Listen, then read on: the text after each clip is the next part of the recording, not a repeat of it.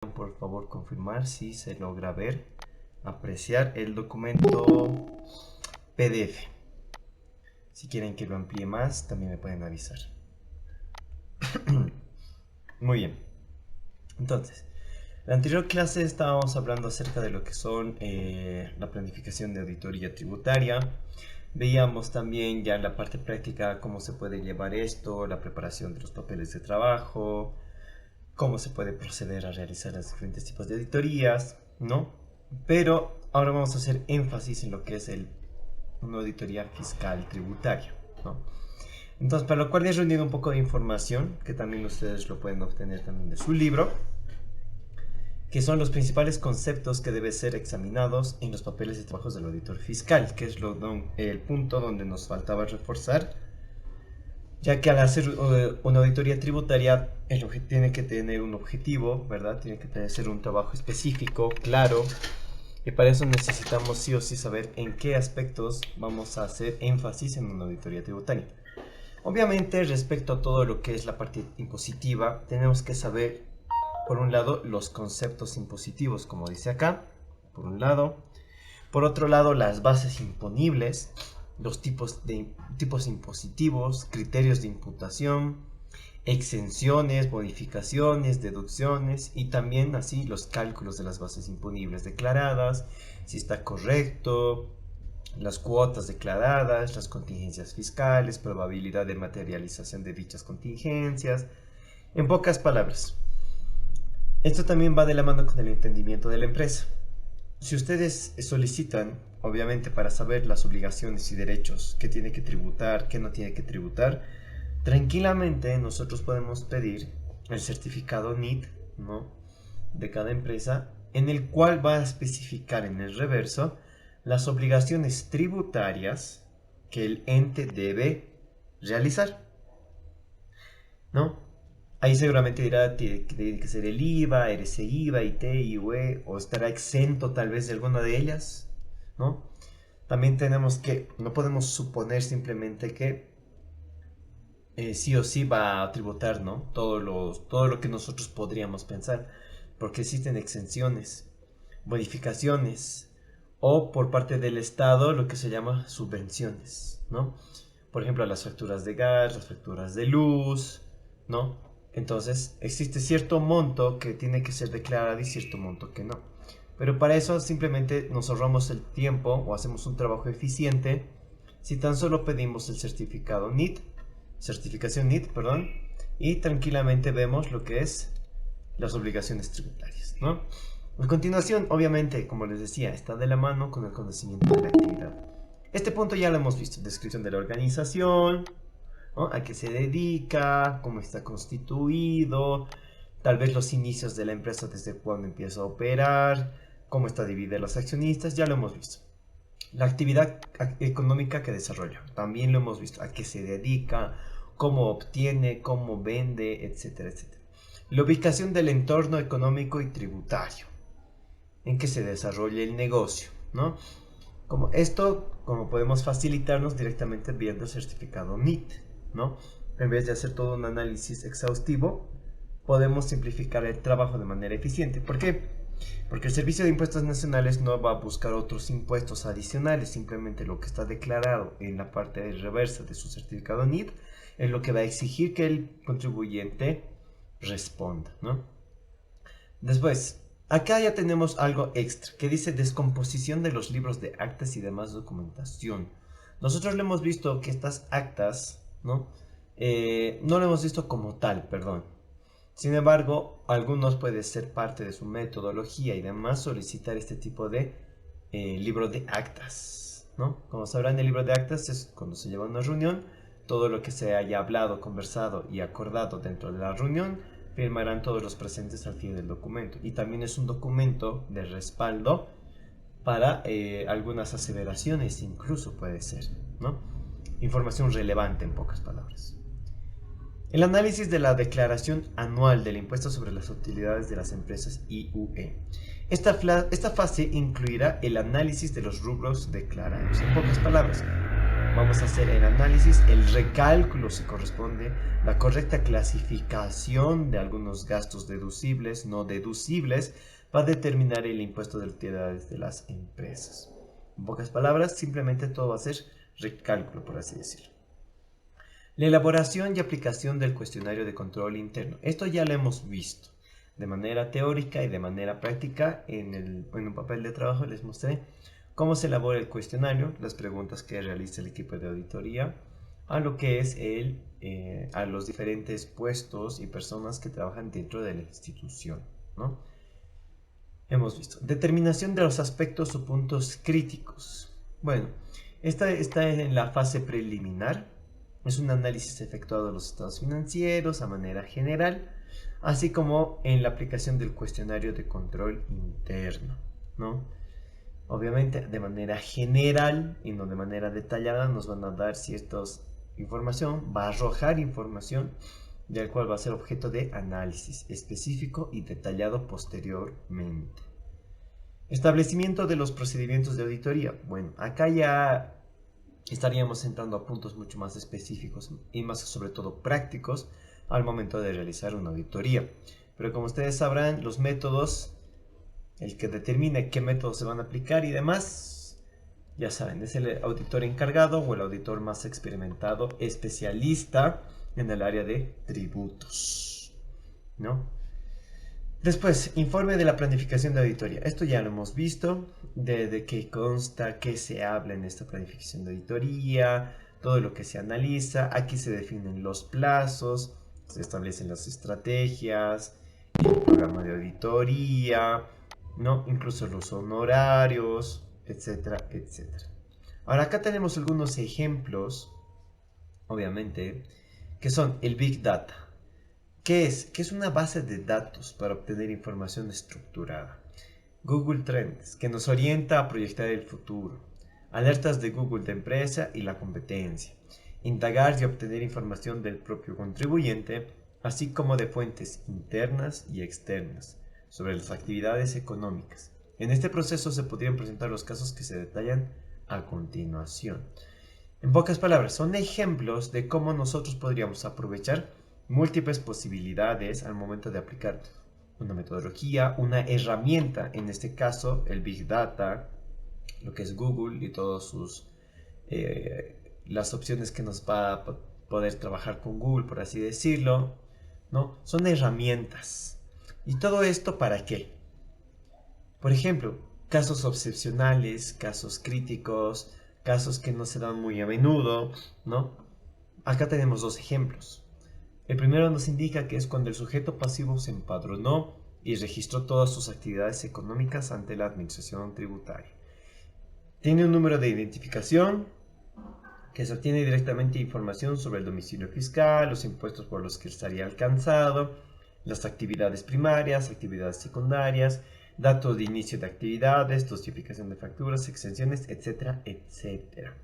Pero para obtener toda esta información, que es bastante, ¿no? Podemos utilizar una herramienta que nos pueda brindar toda esta información sin necesidad de estar indagando, preguntando, ¿no?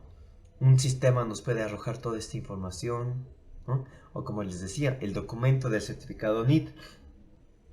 Allí está expresamente todos los impuestos que debes tributar, las obligaciones que tienes, está tu número de identificación tributaria, está tu domicilio fiscal, está el representante legal, ¿no? Está tu actividad primaria, está tu actividad secundaria, etcétera, etcétera. La dosificación de facturas no estará. Las transacciones sí está.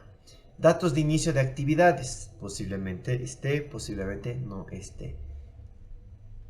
Y en el segundo caso, como ejemplo, cuando el sujeto pasivo no se ha empadronado, no se podrían realizar cruces de información, ¿verdad? No tendríamos con qué, dónde indagar, buscar la información, dónde obtenerla, ¿no?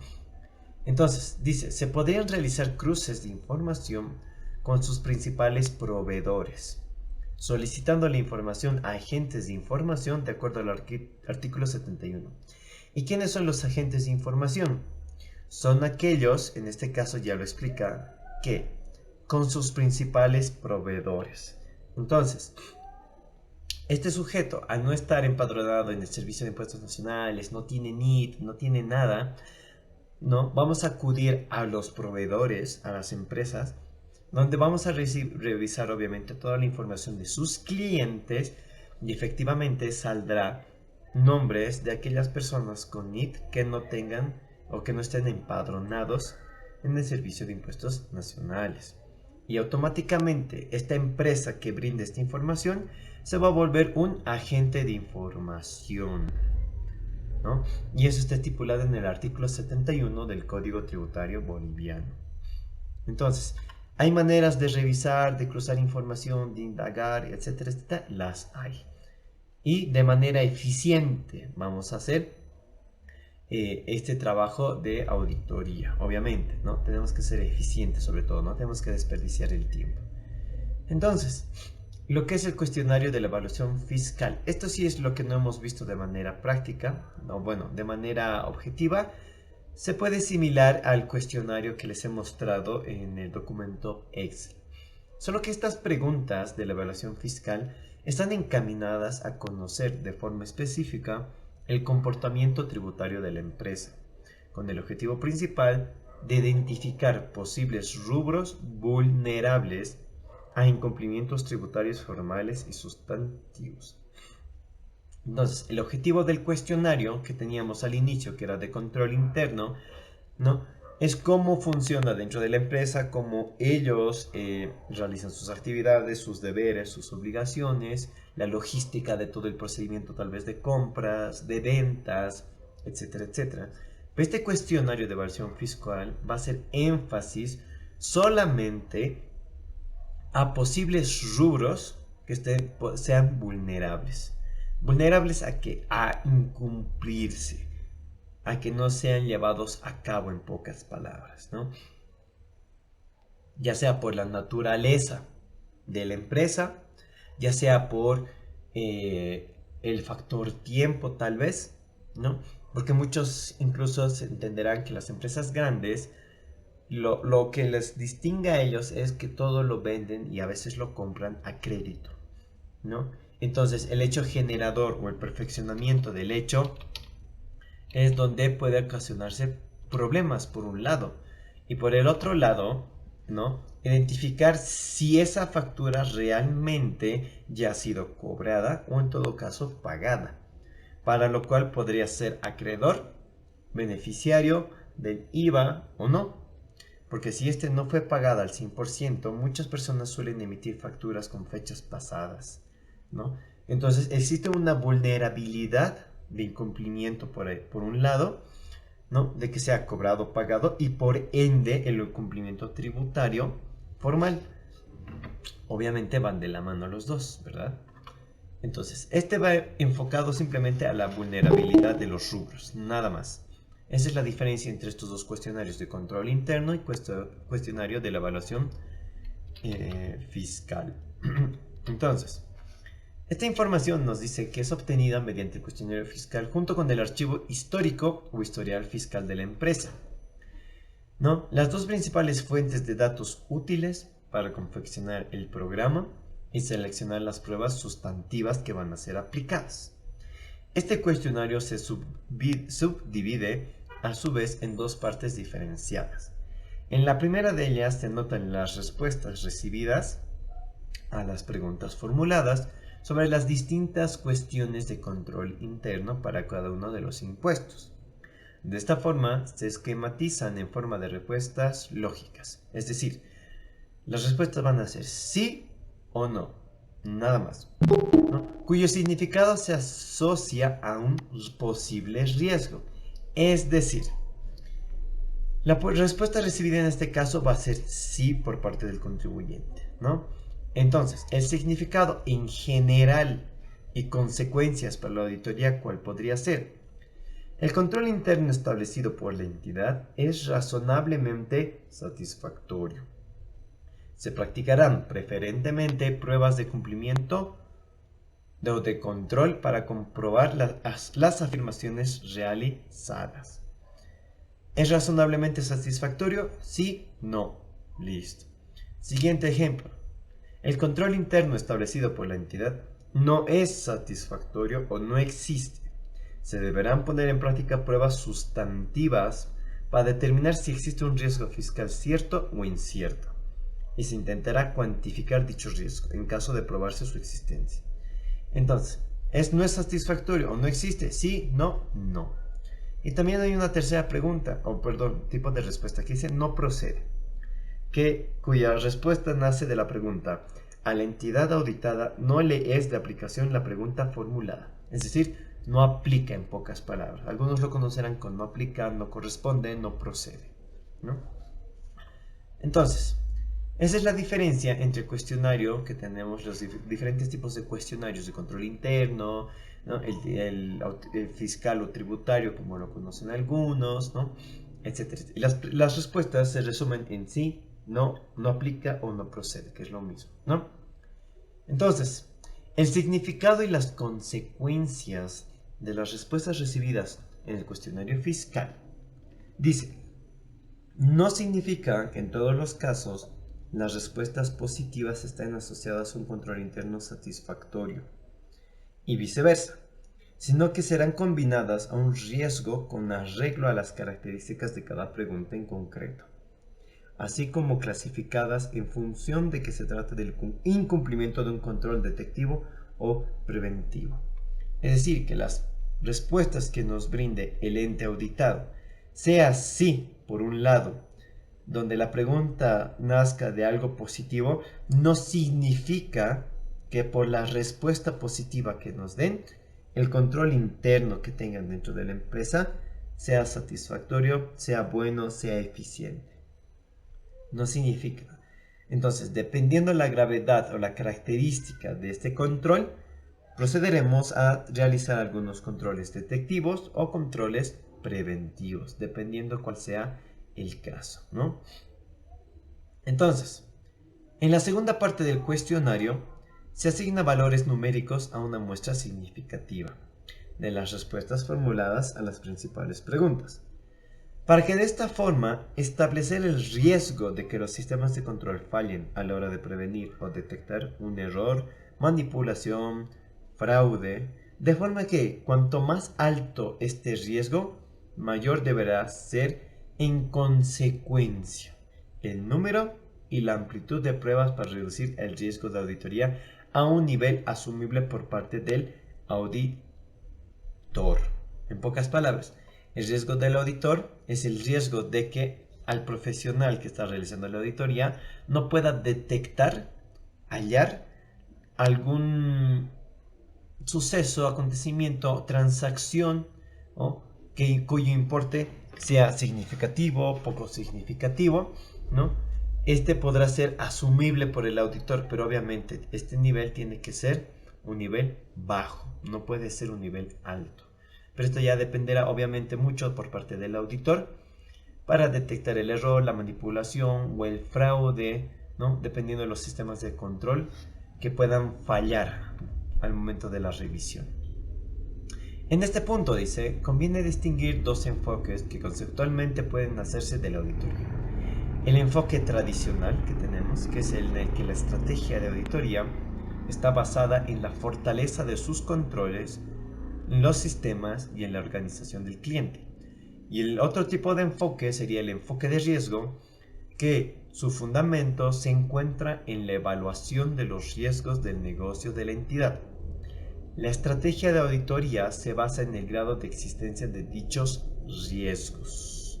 Obviamente, riesgos que pueda generar el mismo rubro o la naturaleza del negocio, ¿no? Esos dos tipos de enfoques tenemos. Por último, y esto ya lo hemos conocido en lo que es auditoría financiera o auditoría de entidades financieras. El riesgo en la auditoría fiscal. La consideración del riesgo en la auditoría ha sido tratada en distintos pronunciamientos profesionales de Estados Unidos, Reino Unido y España. Perdón. Y se van a clasificar en tres, que son el riesgo inherente, el riesgo de control y el riesgo de detección, ¿no? ¿Qué es el riesgo inherente? Tiene su causa en la propia naturaleza de una cuenta, agrupación o conjunto de operaciones, independientemente de la efectividad de los sistemas de control interno establecidos por el cliente, ¿no? Independientemente de estos controles que tenga la empresa. En el caso de la auditoría fiscal, con sus matices y peculiaridades diferenciadoras que tenga el ente auditado, puede ser sustancialmente mayor que en otras áreas de auditoría. El riesgo inherente, ¿no?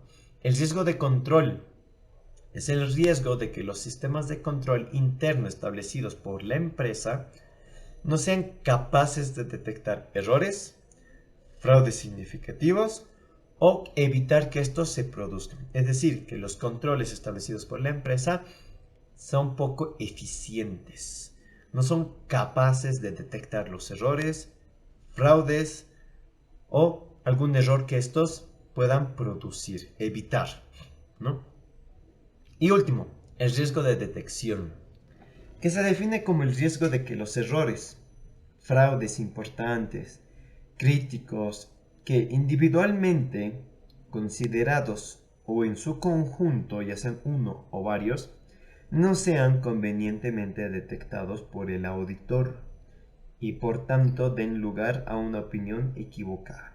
Es decir, aquellos errores que el auditor no pueda ser capaz de identificarlos o detectarlos, que se le pasen, por así decirlo, en el numeroso transacciones que pueda tener, no pueda hallar el auditor. Eso sería el riesgo de detección. Entonces, el riesgo de que los estados financieros presenten errores o fraudes, automáticamente se vuelve riesgo, puede ser riesgos inherentes o riesgo de control. Y por otro lado, hablamos del riesgo de detección de tal error o fraude existente. Entonces, de esta manera abarcaríamos lo que es el riesgo inherente, el riesgo de control, ¿no? Y por último, el riesgo de detección que no pueda ser identificado por el auditor. Entonces, dice que existen razones de tiempo y costo que hacen que el auditor base sus conclusiones en los resultados de muestreos y no en exámenes completos de las transacciones contabilizadas. Es lo que hablábamos tiempo atrás.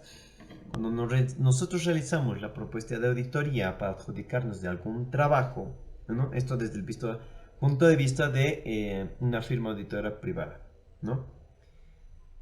Que cuando nosotros ofrecemos nuestro servicio, tenemos que, por un lado, ser eficientes en el factor tiempo, es decir, que nuestra auditoría no nos lleve mucho tiempo y que por el tema del costo, la remuneración no sea tan alta. Entonces, aquella firma auditora que presente la propuesta de auditoría en tiempos más bajos y con costos razonablemente o por debajo, va a ser la firma auditora que se va a adjudicar los trabajos, lamentablemente. Así sea su costo inferior al arancel, que es lo que generalmente muchas firmas de auditoría hacen, ¿no? Se adjudican los trabajos porque obviamente el contribuyente, la persona que va a ser auditada, perdón, el ente auditado, no va a querer invertir mucho en la auditoría tal vez, entonces se lo va a dar al que ofrezca menos y que en factor tiempo también sea corto, no se lleve mucho tiempo, por así decirlo, ¿no? Entonces, dice que en esta situación, en este tipo de eventos, el auditor obviamente se va a basar en lo que es muestreos, y es lo que hemos hablado o les he mostrado la anterior clase. En base a muestras, de las 800 transacciones que teníamos, hemos sacado un muestreo, ¿verdad? Hemos visto que vamos a abarcar cierto porcentaje de todo, del 100%. Y no en exámenes completos, que es decir, todas las transacciones que han sido contabilizadas. Y esas transacciones contabilizadas, obviamente, son todas las facturas que podemos ver en un libro de ventas, en un libro de compras, ¿no? Como a manera de ejemplo. Nos dice, además, este último, que es el examen completo, no garantiza que todos los hechos que afecten patrimonialmente al cliente estén contabilizados. Por tanto, al final de todo el proceso de auditoría, siempre hay un mínimo de incertidumbre, existiendo el riesgo de que el informe del auditor contenga conclusiones erróneas que le generen responsabilidades. Es decir, por más de que tú hagas un examen completo al 100% de todas las transacciones contabilizadas, no significa que exista algún hecho que afecte patrimonialmente al cliente. Hay muchas operaciones que no son contabilizadas por parte de los, por decisión propia o porque realmente están tratando de incurrir en algún hecho de error o detección, por así decirlo, ¿no? Que afecte patrimonialmente al cliente. Porque no todo va a ser contabilizado, ¿verdad? Si doy de baja algún bien de uso, por ejemplo, por los años de vida, que ya no lo voy a utilizar en la empresa, obviamente no voy a generar una factura para vender este bien, lo venderé tal vez en el mercado, en la feria, por así decirlo, ¿no? Y que patrimonialmente me puede estar afectando al cliente, ¿verdad? Si es que el cliente o los superiores desconocen de esta información y el contador ya lo dio de baja, ¿no? O con valor 1, tal vez luego va a proceder a su venta, ¿no? Y así sucesivamente de varios bienes de uso, por ejemplo, y esto patrimonialmente sí va a afectar al cliente. Y obviamente este no va a estar contabilizado. Es por eso que así sea un examen completo de todas las transacciones, puede que no se halle y exista algún riesgo de detección por parte del auditor. Entonces, hablando ahora del riesgo inherente y el riesgo de control, existen independientemente de la auditoría. Y el auditor lo que hace es evaluarlos. Tales riesgos se diferencian del riesgo de detección, en que el auditor solo puede estimar, pero no controlarlos. En otras palabras, no puede deducir ni modificar. En cambio, el auditor sí puede controlar el riesgo de detección, haciendo variar la naturaleza, la oportunidad y la amplitud de las pruebas sustantivas que va a aplicar en el examen de auditoría. Porque esta está en función directa con los procedimientos de auditoría que van a ser aplicados o van a ser sometidos al ente, por un lado. Y el riesgo inherente y el riesgo de control no puede como deducir ni modificarlos. Porque recuerden que el riesgo inherente tiene su causa en la propia naturaleza de la cuenta o de la agrupación o en conjunto de las operaciones que realizan, independientemente de la efectividad de los sistemas de control interno, ¿no? Independientemente, no va a tener nada de relación alguna. Por tanto, al no tener relación con el riesgo de control, también el riesgo de control que va a ser aplicado por el ente auditado, el auditor no tiene cómo deducirlo, modificarlo, ¿no? No puede, solo va a poder tal vez máximo controlar, estimarlos, pero controlar es algo que no va a poder hacer, porque obviamente esto no parte de sus manos, no nace ni está en sus manos. Eso, por dos lados. Mientras el riesgo de detección, si es algo que él pueda cuantificar, es algo que va a poder evaluar, que va a poder colocar un número, por así decirlo, un porcentaje. En auditoría financiera, el riesgo de detección de auditoría, muchos auditores lo manejan al 4 o 5%, pero ya lo pueden cuantificar. Mientras el riesgo inherente y el riesgo de control es algo que no pueden hacerlo porque no tienen control superior a estos o no está en sus manos. Entonces, a base de esto, nace la famosa fórmula, llamémosle, ¿no? Para determinar el riesgo de auditoría. Y el riesgo de auditoría es a partir de la siguiente fórmula. El riesgo de auditoría es igual al riesgo inherente por el riesgo de control por el riesgo de detección. Los tres tipos de riesgos que tenemos van a formar el riesgo de auditoría. Entonces, la idea básica de este modelo de riesgo es que el auditor establezca y valore el riesgo inherente, el riesgo de control, y planifique sus procedimientos de auditoría con un riesgo de detección lo suficientemente bajo como para que el riesgo en general, que sería el riesgo de auditoría, no supere un nivel aceptablemente bajo, obviamente. El citado modelo de riesgo principal referente de dicho concepto en el ámbito internacional es asumido en España. Bla, bla, bla, que entiende el riesgo de auditoría como riesgo final y lo define como una combinación de tres riesgos diferentes. El primero constituido por la posibilidad inherente de las cuentas de los rubros a la actividad de la entidad, de que existan errores de importancia en el proceso contable, ¿no? El segundo, la posibilidad de que existiendo estos errores del primer caso, no puedan ser detectados por los sistemas de control establecidos por la empresa. Y que finalmente existe un tercer riesgo que consistente en la posibilidad de que cualquier error, cual sea la magnitud de este error, de importancia que exista y no hubiera sido puesto de manifiesto por el sistema de control interno, no fuera a su vez detectado por la aplicación de pruebas adecuadas de auditoría. Por otras palabras, que se le pueda escapar al auditor, que no pueda hallarlo en su examen. Entonces, y terminando ya la primera parte, la elaboración de propuestas.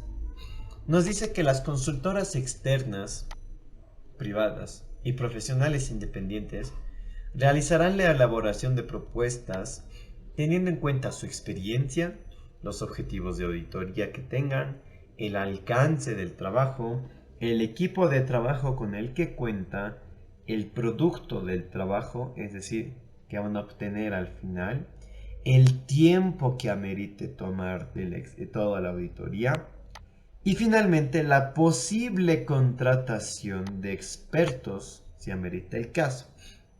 Esto hace referencia cuando necesitamos de un profesional o de alguien experimentado, experto en ciertos temas, como ser peritos independientes para darle una cantidad de años de vida útil, por así decirlo, de algún objeto, de algún bien en el cual no esté contemplado en nuestro decreto supremo, ¿no? Y del cual, en respuesta a estos términos de referencia para la selección y contratación de servicios. Entonces, en una elaboración de propuestas, nos vamos a presentar todos estos documentos acerca de, sobre el número de identificación tributaria, la experiencia que tenga la firma de auditoría en trabajos similares, es decir, si antes ya realizó una auditoría a una misma empresa que se dedica a lo mismo, ¿no? También se va a presentar el currículum del equipo del trabajo para poder respaldar la experiencia que tiene todo el equipo de auditoría respecto a un rubro, posiblemente. Las boletas de garantía que tenga la firma de auditoría, informes y otras especificaciones según la convocatoria que requiera. No todas las convocatorias de auditoría son iguales. Si por ejemplo, va a variar mucho desde el punto de vista si fuese auditoría para el área gubernamental o para el área privado. Es decir, una empresa privada, una empresa que responda al Estado, por así decirlo, ¿no? Entonces, las especificaciones van a variar. Si es para el Estado, es decir, para el área gubernamental, obviamente las especificaciones y todo lo que amerita van a ser mucho más largas que una privada. Entonces, obviamente todo lo que abarca la propuesta de auditoría, la elaboración de las propuestas y la presentación, no es solo esto, claro que es más. Muchas personas, muchas firmas de auditoría adjuntan al requerimiento de la convocatoria la información legal de la firma de auditoría. Es decir, muchos van a solicitar el documento que te extienden de Fundempresas, bueno, antiguamente conocido como Fundempresas, ahora CEPREC, donde está constituido tu firma, si está legalmente constituido, quién es el representante legal, ¿no? Si son varios socios, pues no tendrán un acta, tendrán ante notariado de fe pública, abogados y demás, la constitución de la empresa, etcétera, etcétera. Número de identificación tributaria, si está inscrito, no está inscrito, dependiendo cuál sea la convocatoria, van a solicitar más información. Algunos solo piden el currículum del encargado de auditoría y no así de todo el equipo de auditoría. Y algunos no son tan específicos, así que muchos presentan el currículum de todos los que van a estar presentes. Incluso de los profesionales terceros, en este caso que hablábamos acá, de la posible contratación de expertos por nuestro lado, obviamente, ¿no? Si vamos a necesitar o que en el equipo de auditoría conforman o es parte del equipo de auditoría un ingeniero, un arquitecto, etcétera, etcétera, dependiendo cuál sea el caso. Entonces, las propuestas económicas y técnicas, que también son parte de la propuesta de auditoría, dependen del requerimiento de la organización que solicita la auditoría. Esto en cuanto a la técnica, ¿no? Es decir, que podría incluir una capacitación en materia tributaria o a requerimiento específico, dependiendo cuál sea el caso. Y por la propuesta económica, obviamente ya estaríamos hablando del tema de los honorarios, que obviamente va a depender del pliego de las condiciones establecidos por el contratante, ya sea este del ente público, gubernamental o privado. Las horas de trabajo que voy a invertir, el alcance de la auditoría tributaria, el producto, cantidad de documentos a revisar y otros servicios, etcétera, etcétera. Lo que mejor se adecue a medida del cliente, en pocas palabras, ¿no? Y esto es un pequeño resumen de lo que consta una propuesta de auditoría, ¿no? Puede obtener más, menos, dependiendo de la convocatoria. También de manera práctica voy a elaborar una propuesta de auditoría de inicio a fin, de manera ejemplar, para que ustedes tengan una idea, que obviamente este ejemplo que yo les voy a brindar es de la vida real, ¿no? Para que tengan como respaldo de cómo se elabora. No existe un libro, una ley, que nos indique cómo y tal cual tiene que estar escrito, desarrollado, conformado, etcétera, etcétera. No existe. Si hay lineamientos, sí. Limitantes, más no hay. Entonces, la próxima clase les voy a mostrar de manera práctica el día lunes toda una propuesta de auditoría, donde ustedes vamos a ver con ustedes todos los puntos de inicio a fin de lo que se habla, se abarca en una propuesta de auditoría antes de realizarse o adjudicarse del trabajo existente. Muy bien. Entonces, hasta esta parte habríamos concluido con lo que es la planificación de auditoría y el día lunes acabamos con la parte práctica del tema número 8, si no me equivoco, que habla sobre la planificación de auditoría. Y obviamente con la parte práctica ustedes ya tendrían una propuesta de trabajo de inicio a fin, cómo se presenta en la vida real, obviamente un ejemplo, porque seguramente hay varios modelos, y también así papeles de trabajo que aún no los he podido cargar al campus, pero lo voy a cargar en el transcurso de este fin de semana más tardar. Ya tendrían de manera práctica ahí en Excel papeles de trabajo, modelos de muestra, modelos de determinación de la riesgo de auditoría, el riesgo inherente, el riesgo de detección, los libros de compras y ventas, el muestreo de los libros de compras y ventas y obviamente editable para que ustedes puedan ya indagar, ya buscar. Muchos conocerán ya las fórmulas de Excel, algunos todavía no. Les recomiendo que pasen cursos de fórmulas en Excel, porque para nuestra carrera es muy importante, es muy vital. Las firmas de auditoría te evalúan si conoces o no conoces conocimiento Excel, ¿sí? Ese es mi mayor consejo respecto a los papeles de trabajo para que sea su trabajo más eficiente, más rápido y de alguna manera puedan trabajar en las Big Four, en las firmas de auditoría que están en La Paz. Muy bien. Entonces, hasta acá, ¿existiría alguna duda, consulta antes de pasar a la siguiente parte de la clase? Tienen la palabra.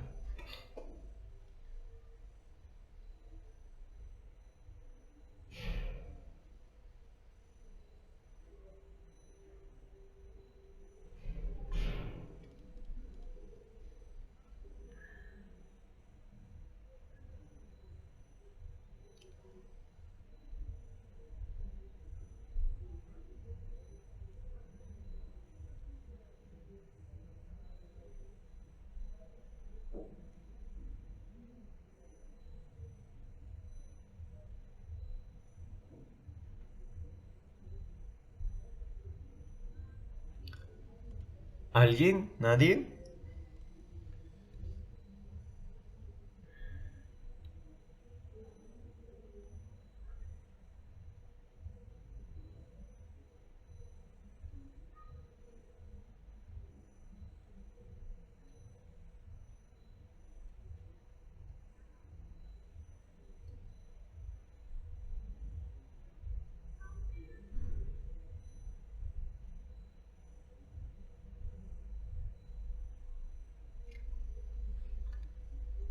Bueno, supongo que no existe entonces ninguna pregunta, ninguna interrogante. El día lunes entonces vamos a finalizar con la parte práctica, muy bien. Bueno, ahora voy a compartir lo que es la práctica que les habría brindado la licenciada del día de hoy, que sería un caso de estudio. Que a todo esto se les está pidiendo tres cosas. Investigar sobre la normativa tributaria específica relacionada a las organizaciones que industrializan y exportan, obviamente, qué aplica, qué no aplica, de qué están exentos, qué no están exentos. Segundo, identificar el ilícito tributario en el caso. Y por último, describir la fuente de información de donde han conseguido todo lo que es investigar sobre la normativa tributaria. Entonces, leeremos un poco, porque no me dio el tiempo para leerlo, así que leeremos con ustedes y al mismo tiempo sacamos nuestras propias deducciones de lo que debemos hacer o cómo podemos iniciar el trabajo. Dice, el alcance del trabajo, ¿cuál es? Es la verificación específica de los hechos y elementos relacionados con el impuesto sobre las utilidades de las empresas IUE. Muy bien. Determinado en la casilla 909. Supongo que acá nos van a brindar esos datos. Donde estamos, casilla 909. Compensado con pagos a cuentas realizados en declaraciones juradas anteriores y o boletas de pago, casilla 622, que no cuentan con respaldo. Muy bien. Entonces, buscaremos estas casillas. ¿Qué dice? Balance general según formulario 605, versión 2. Formulario 605. Ok, subrayaremos estas partes. Y este es el formulario 500. Son dos formularios diferentes. Esta es la presentación de estados financieros por el periodo comprendido del 1 de abril hasta el 31 de marzo, expresado en bolivianos. Tenemos la gestión, tenemos la fecha de presentación, tenemos, la fecha de presentación del formulario fue en julio. Habría que ver también ya desde esos aspectos las fechas, ¿no? Ustedes saben cuándo es la fecha máxima de presentación de estados financieros. Perdón. El número de orden, muy bien, que esto viene con el formulario. El número de orden a rectificar, ok, no fue rectificado. El activo fijo bruto, la depreciación acumulada activo de fijo bruto, activo fijo neto, que debería ser la resta de estos dos. Este monto debería ser la resta de estos dos, ¿no? Para empezar, deberíamos hacer cálculos aritméticos si corresponde, si está bien calculado, ¿no? Ahorita, por ejemplo, ya estamos empezando a resolver poco a poco su práctica. Obviamente, yo no se los puedo resolver porque tienen que presentar, ¿no? Cuando terminen de presentar, recién con la orden de la licenciada. Pero antes yo les voy a dar ideas de cómo pueden empezar a resolver o por dónde debería ir el trabajo, por si acaso, ¿no? Muy bien. Luego tenemos el total activo, total pasivo, total patrimonio y ustedes saben que, perdón, el capital y total patrimonio. Entonces ustedes saben que el total activo es igual al pasivo más el patrimonio. Entonces deberíamos también hacer nosotros nuestros cálculos para ver si 2.100.000 es lo mismo a 263.000 más el total patrimonio más capital, ¿no? Habría que ver este caso de acá para empezar la sumatoria, si es lo mismo o no es lo mismo. Por otro lado, tenemos el formulario 500, que habla sobre el impuesto sobre las utilidades IVA por el periodo comprendido del 1 de abril de 2020 hasta el 31 de marzo, las mismas fechas. Tenemos las fechas, en la misma fecha se ha presentado, el número de orden tenemos, la rectificación no ha sido rectificado. Ahora, dice, utilidad contable de la gestión, ojo, utilidad contable de la gestión en estados financieros. En papeles tenemos este monto como utilidad contable. Ahora, ¿qué más tenemos? Dice, total regularizaciones para imputar gastos deducibles. Y ustedes saben que los gastos deducibles son aquellas facturas, ¿no?, de compra, obviamente en este caso, que podamos nosotros indicar si, para empezar, tiene relación al giro de la empresa, por un lado, ¿no? Obviamente tenemos que, por eso son deducibles. ¿Se deduce? No se deduce. Tiene que ver con el giro de la empresa, tiene que ver con la actividad de la empresa estos gastos, ¿no? O no tiene nada que ver porque era una película al cine y me he comprado unos tenis Adidas, ¿no? No tiene sentido, no es deducible. Pero ellos nos dicen que son gastos deducibles este importe. Entonces, en pocas palabras, la resta, obviamente los gastos deducibles van a ir a restar, obviamente, ¿no? ¿Para qué? Para que la utilidad neta, o bueno, para que la determinación del IUE no se haga sobre la base de los 2 millones, obviamente. Por eso nos dice que la utilidad neta, es decir, restando la utilidad contable menos total gastos deducibles, debería ser esto, otro cálculo aritmético. Y la utilidad neta imponible, por tanto, va a ser lo mismo, ya que hemos hecho la deducción de gastos deducibles y no existe alguna otra información que varíe mi importe de utilidad neta. Al menos no tenemos acá ningún otro dato, o acá, si no nos dice, no hay datos adicionales donde diga que existe cierta factura que no debería ser deducible, ¿no? Caso así, entonces la utilidad neta imponible va a variar. En este caso no estaría variando, habría que leer todo. Segundo, el impuesto determinado. De este monto vamos a sacar el 25% que debería ser esto. Otro cálculo. Y ahora dice, tenemos dos casillas. Dice, pagos a cuenta realizados en declaraciones juradas anteriores y o boletas de pago, que sería justo la 622, que es la que estamos hablando a un inicio, ¿no? Son pagos compensados a cuenta. Entonces, es decir, que ya fue pagando, por así decirlo, ya sea en declaraciones juradas o en boletas de pago. Ojo, no está siendo específico, está hablando de dos, ¿no? No siempre en declaraciones juradas, también en boletas de pago puede ser. Dice que pagó el importe de 63.423.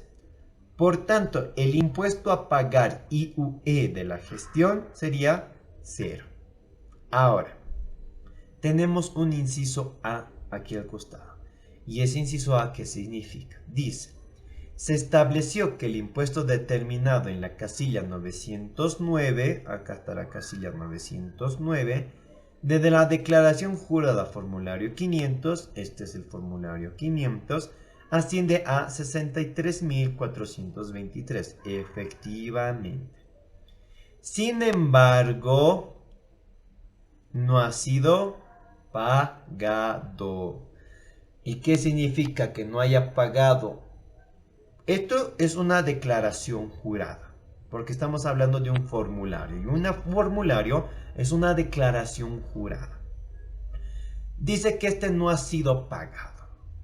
No nos muestra ninguna boleta de pago. Sin embargo, aquí nos dice que hay pagos a cuenta anteriormente en compensación al IUE. Por tanto, no debería pagar. Pero esta observación que nace, seguramente están haciendo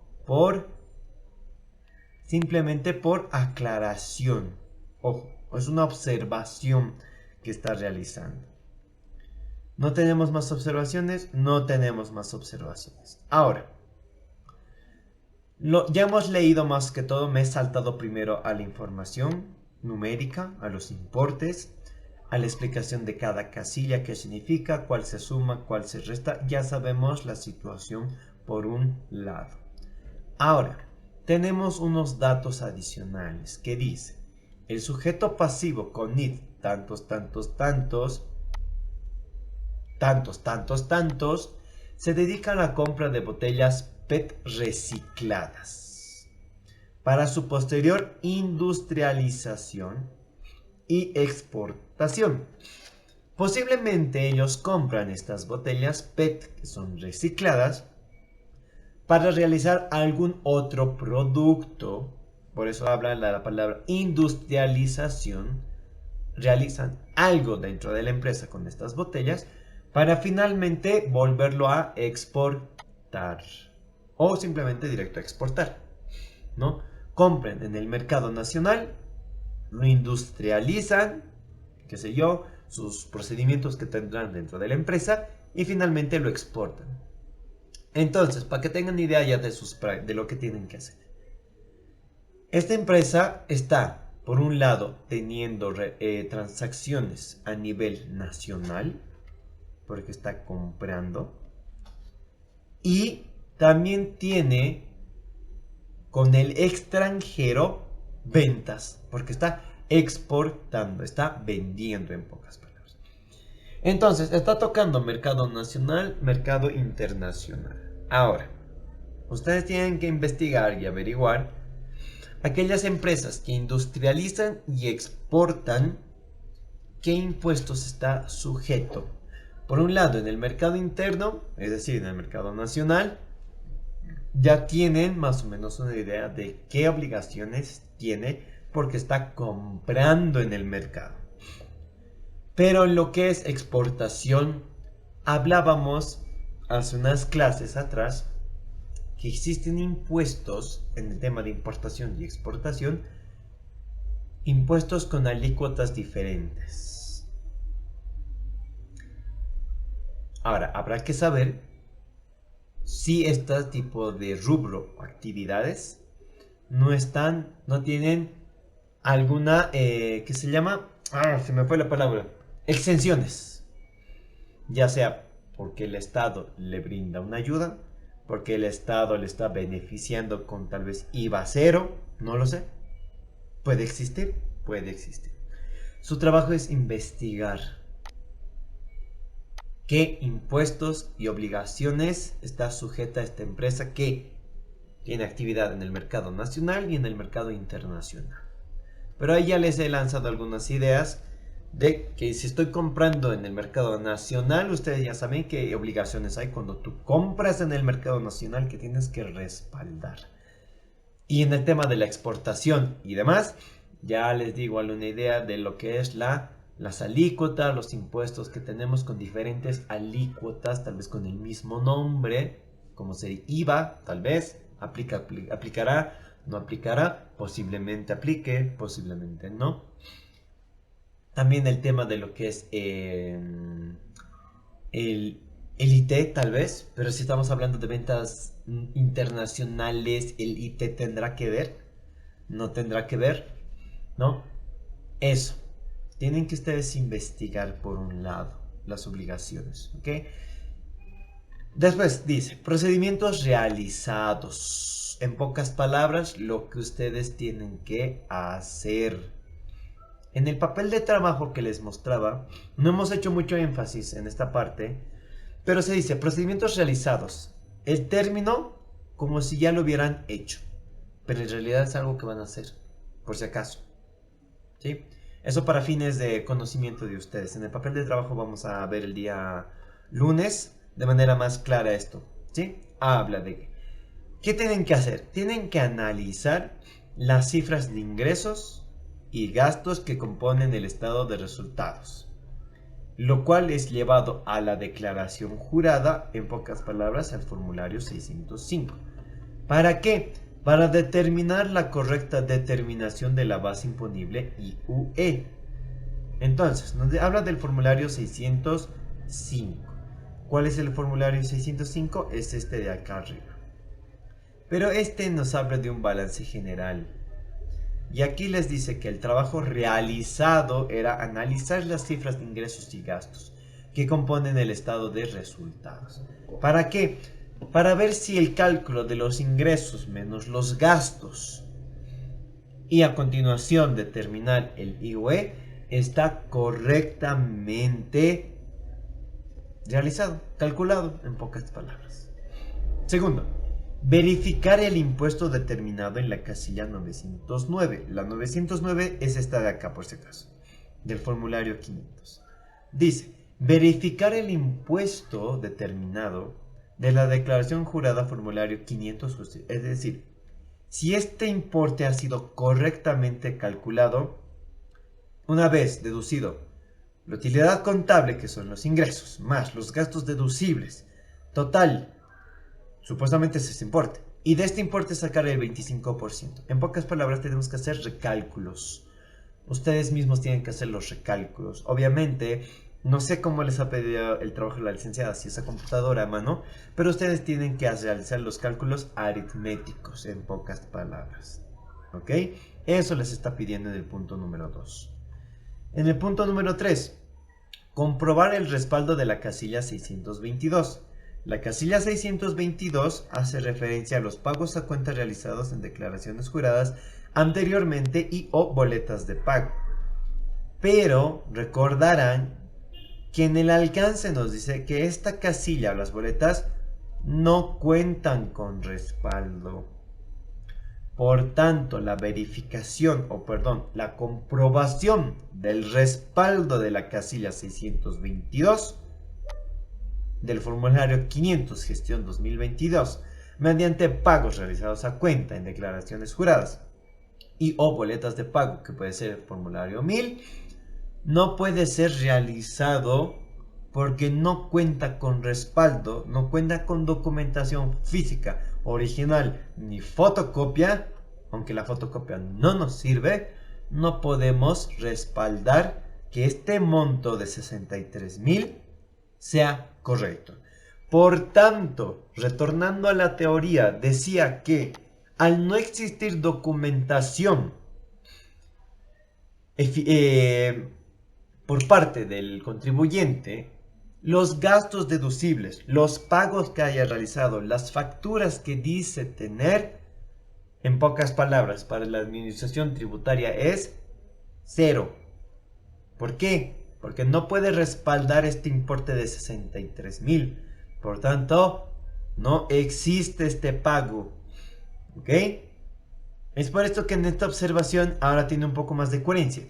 Si esta casilla no pudo ser respaldada y acá nos dice que no ha sido pagado la casilla 909 de los 63,000, ahora tiene sentido esta observación. ¿Se dan cuenta, verdad? Si no se dan cuenta, avísenme.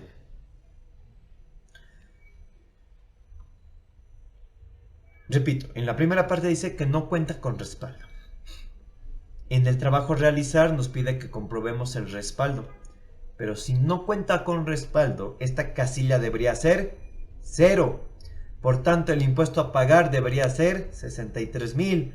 Por eso nace la observación de que los 63,000 no fueron pagados. Incumplimiento de deberes, seguro que hay incumplimiento de deberes. Por no haber pagado 1. 2, tal vez está mal calculado. 3, la fecha. 4, no existe ni boleta de pago, pero existe formulario. Ya les he dado ahí varios incumplimientos. Ustedes tienen que encontrar en qué artículo, en qué decreto se encuentra. Busquen la ley 843 y la 24051. Perdón, en la ley 843 y el Código Tributario Boliviano. Perdón, el Código Tributario Boliviano. Busquen, indaguen, busquen en el índice el impuesto IUE y efectivamente les va a salir ahí las obligaciones, derecho, contemplación, observación, fecha, etcétera, etcétera. ¿Ok? Entonces, ya tiene más sentido por qué nace esta observación, si se dan cuenta, ¿verdad? Si no, háganmelo saber. Avísenme, córtenme o en el chat escríbanlo. Último, determinar el impuesto sobre las utilidades de las empresas IUE. Aquí ya lo tienen todo. Dice omitido de la gestión 2020. ¿Y por qué dice omitido? Porque aquí quisieron omitir el pago mostrando que en declaraciones juradas o boletas anteriores han pagado el impuesto. Sin embargo, este no existe con respaldo, por tanto, para la administración tributaria no cuenta. Por tanto, tenemos que determinar nuevamente el impuesto IUE a ser pagado. Y ahí ya lo tienen hecho todo. Solo tienen que investigar la normativa tributaria específica para este tipo de rubros y actividad. ¿Qué aplica, qué no aplica, qué exenciones tiene? Identificar el ilícito tributario que les acabo de lanzar como 4 o 5. Y finalmente describir de dónde han sacado la información. Y en la página de impuestos nacionales, alguna resolución normativa de directorio, la ley 843, el Código Tributario Boliviano, la Ley General de Aduanas. Y con eso ya habrían terminado su trabajo. ¿Alguna consulta, duda, interrogante? Ya para finalizar la clase.